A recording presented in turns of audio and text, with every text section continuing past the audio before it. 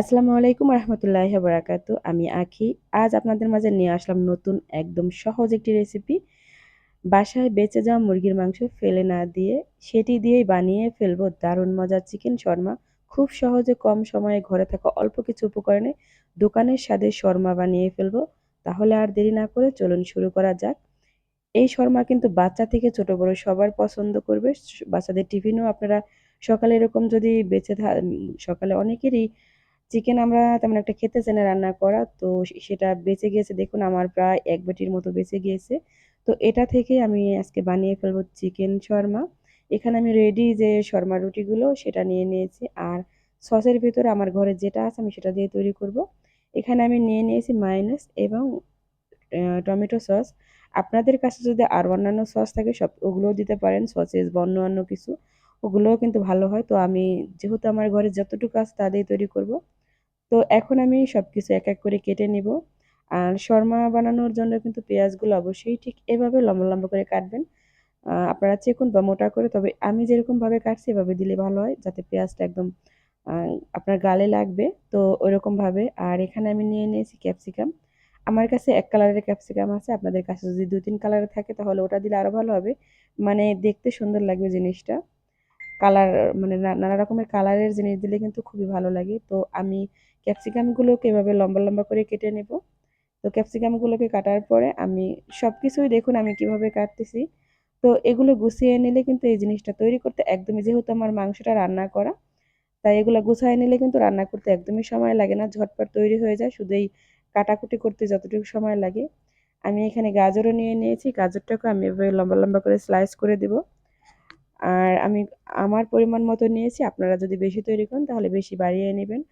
আর এই যে রসুনটা, এটা কিন্তু একদমই স্কিপ করবেন না। এই রেসিপিতে কিন্তু রসুনটা আপনার মাস্ট দিলে খুব ভালো হবে আমি মনে করি। আর যারা পছন্দ করেন না তাদের কথা আলাদা। তারা যেটা যে খায় না তাহলে সে স্কিপ করবেন। তো আমি এখানে ৩-৪ কোয়া রসুন এভাবে কেটে নিয়েছি। রসুনটাকে আমি আলাদা রেখে দেব। তো এরপর আমি এখানে দেখতেছেন এটা হলো সালাদ পাতা। এটা দিলে কিন্তু আপনার খুবই ভালো হবে আপনার এই শর্মার ভিতরে। এরপর আমি এখানে ২ টা কাঁচামরিচ নিয়ে নিয়েছি। কাঁচামরিচ দুটোকে আমি একদম কুচি করে কাটবো। দেখুন আমি যেভাবে কাটতেছি। এরপরও আমি আবারও আরেকটা কাটা দেবো একদম কুচি করে। এটা কিন্তু যখন আমি শর্মা বানাবো তখন এর ভিতরে ব্যবহার করব। দেখুন সবকিছু আমি কেটে গুছিয়ে নিয়েছি। তবে একটা জিনিস মিসিং, সেটা হলো শসা কাটিনি। তো আমি পরে কেটে নেব। এখানে দেখুন আমি সেই হাড়গুলো ছাড়িয়ে নিয়েছি, মাংস ঠিক এভাবে লম্বা করে ছাড়াইছি। আর যদি আপনাদের কাঁচা মাংস থাকে তাহলে কিন্তু এই মাংসগুলোকে লম্বা করে কাটবেন। তো শসাটাকে আমি কেটে নেওয়ার পর চলে আসলাম আমি চুলায়। এখানে আমি তেল দিয়ে দিয়েছি। আপনারা চাইলে বাটার, ঘি ওগুলো ব্যবহার করতে পারেন। ওগুলো দিলে আরো মজা হবে। আর এই যে রসুনটা বললাম না, এই রসুনটা কিন্তু অবশ্যই সবার আগে তেলে দিবেন যদি রসুন দেন। কারণ এই রসুনের যে একটা ফ্লেভার থাকে এটা কিন্তু আপনার সারা মাংসতে ছড়িয়ে যাবে। ঠিক এরকম কালার যখন আসবে তখন আমি মাংসটা ছেড়ে দেব। আর যেহেতু আমার রান্না করা মাংস তাহলে কিন্তু এটা হইতে সময় লাগবে না। আর কাঁচা মাংস হলে কিন্তু সেটা একটু সময় লাগবে। আপনারা যদি কাঁচা মাংস দিয়ে তৈরি করেন তাহলে অবশ্যই এখানে আমি একটু গোলমরিচের গুঁড়া দেব, আর লবণ দেব না। কারণ যেহেতু আমার রান্না করা, লবণটা আমি এই পর্যায়ে একটুও দিব না। শুধু একটু গোলমরিচের গুঁড়া দিয়ে দিয়েছি, আর কিচ্ছু দেইনি। তো আপনারা চাইলে গোলমরিচের গুঁড়া, লবণ এগুলো দিতে পারেন। সাথে আপনারা আরো চাট মসলা ব্যবহার করতে পারেন, সেটা দিলে আরো ভালো হবে। তো দেখুন এরকম যখন ভাজা হয়ে যাবে মাংসটা, ঠিক সে পর্যায়ে আমি পেঁয়াজগুলো দিয়ে দেব। অবশ্যই কিন্তু চিকেনটাকে একটু লাল করে ভেজে নিবেন। কারণ শর্মার চিকেনটা কিন্তু আমরা গালে নিলে মানে লাগে। তাই অবশ্যই একটু ভাজা করে তারপরে এইগুলো উপকরণগুলো দিবেন। এগুলো কিন্তু কাঁচা থাকলেও সমস্যা নেই। আমি এখানে দিয়ে দিলাম সবার আগে পেঁয়াজ এবং ক্যাপসিকাম আর গাজরটা। যেহেতু একটু সময় লাগে এগুলো সেদ্ধ হতে। আর এগুলো কাঁচাও খাওয়া যায়, সমস্যা না। তো এক করে সবগুলো দিয়ে নেড়েচেড়ে মিশিয়ে নেব। তো এখানে আমি যেহেতু কাঁচা সবজি দিয়েছি এর জন্য আমি এখানে একটু লবণ ব্যবহার করব। কারণ আমি এখানে আগে কোনো লবণ দেইনি, যেহেতু এগুলো এড করছি এজন্য একটু লবণ দিব, হালকা একটু লবণ দিয়ে দেবো। আর অবশ্যই কিন্তু লবণটা একদম কম দিবেন, কারণ এখানে আমি সস ব্যবহার করব, সসে কিন্তু লবণ থাকে। তো এখন আমি এটাকে লো আঁচে রান্না করবো ৩-৪ মিনিট। তারপরে এখানে আমি দিয়ে দেবো টমেটো সস ১ চামচ পরিমাণ। আর এখানে আমি দিয়ে দেবো মায়োনেজ। মায়োনেজটা এই পর্যায়ে এগুলো দিলে কি হয়, আঠা হয়। আমার কাছে খেতে ভালো লাগে। আপনারা শুধু রুটিতেও ব্যবহার করতে পারেন। আমি রুটিতেও দিব, এখানেও দিব।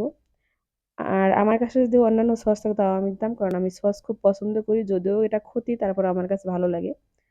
তো সসটা দিয়ে খুব সুন্দর করে নেড়েচেড়ে মিশিয়ে নেব। এই পর্যায়ে কিন্তু খুব সুন্দর একটা ঘ্রাণ বের হয়, অলরেডি মনে হয় যে দোকানেরই। আর দোকানের এটা যদি খেতে চান তাহলে অবশ্যই একটু আহ, এই যে কোনো ধোয়া এখানে দিতে পারেন, যেমন ধরেন যে কয়লার একটু বাটিতে নিয়ে তারপরে একটু দিলেই কিন্তু এটা ধোয়া হয়, সেটা দিয়ে ঢাকনা দিয়ে ঢেকে দিলে একটা স্মেল, পুরানো একটা স্মেল চলে আসে এর ভিতরে। তবে আমার কাছে ছিল না, তাই আমি এটা দিলাম না, আপনাদের বলে দিলাম আপনারা দিতে পারেন। এরপর লাস্ট আমি যেটা দিব সেটা হলো ধনিয়া পাতা কুচি। ধনিয়া পাতা কুচিটা দিয়ে এরপর নেড়ে চেড়ে চুলা জালটাকে অফ করে দেবো। এভাবেও আপনারা ঝটপট তৈরি করে দিতে পারেন, বাচ্চারা কিন্তু এটা খুবই পছন্দ করে।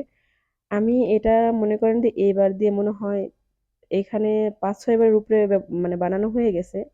একবার বানায় আমার হাজবেন্ডকে খাওয়াইছি, সে এখন মানে চিকেন যদি দেখে যে একটু বেঁচে গেছে অমনি বলে যে শর্মা বানিয়ে দাও, মানে এত পছন্দ করছে।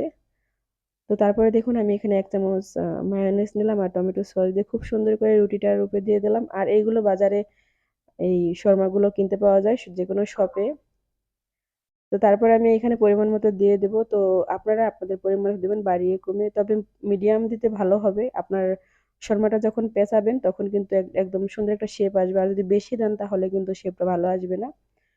এরপর আমি এখানে টমেটো এবং সেই যে সালাদের পাতা কেটে রাখছিলাম ওইগুলো একটু একটু করে দিয়ে দিব। তারপর কাঁচামরিচ দিব একটু, ধনিয়া পাতা দিয়ে একটু হালকা লবণ এর মধ্যে দিয়ে দেবো, কারণ লাস্টে আমি এখানে কাঁচা জিনিস ব্যবহার করতেছি।